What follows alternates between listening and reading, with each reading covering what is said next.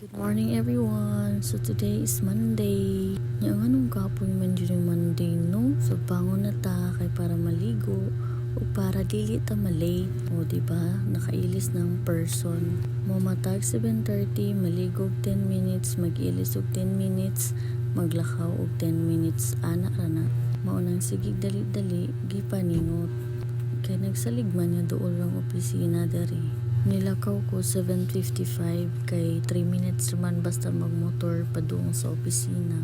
Then ako'y chika ninyo guys. Naadi ko diri sa Cebu nagtrabaho.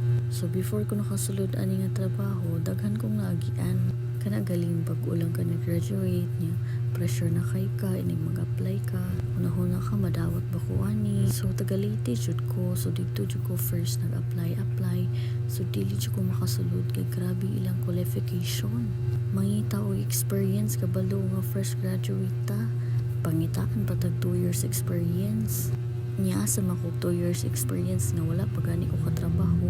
Moto sa kadaghan akong gipasahan og resume, nay nidawat na ako dito sa Leyte. Sus kay dili man ko kamao mo drive. So moto wala na lang ko ni padayon. 1 week ra ko dito day.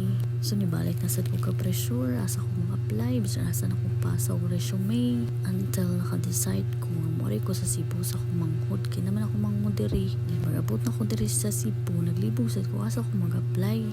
Bisan asa sad ko nagpasa og resume. Yan ay uban, wala na ko napasahan kay kabalo maday. Mahadlo ko mulabang og kalsada. Kung walay stoplight, pero nga stoplight ka maura ko. Pero kanang walay stoplight kandagan sakyanan ay mahadlo ko eh. Pag-abot na ko diri, ang gipasahan ako mga resume is nagpasa ko sa SM City Cebu, sa Robinsons Galleria, ug sa M. Luwilier. After 2 days ato, gitawagan ko sa SM para for interview. Then dali sad ko gadto. Pag adto na ko kay niingon man nga tawagan ra daw ko. So meaning dili ka hired.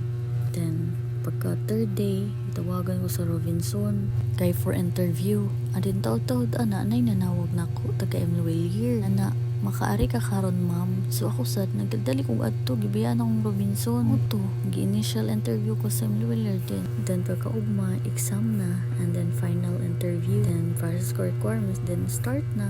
So mo lang sa today. Bye bye.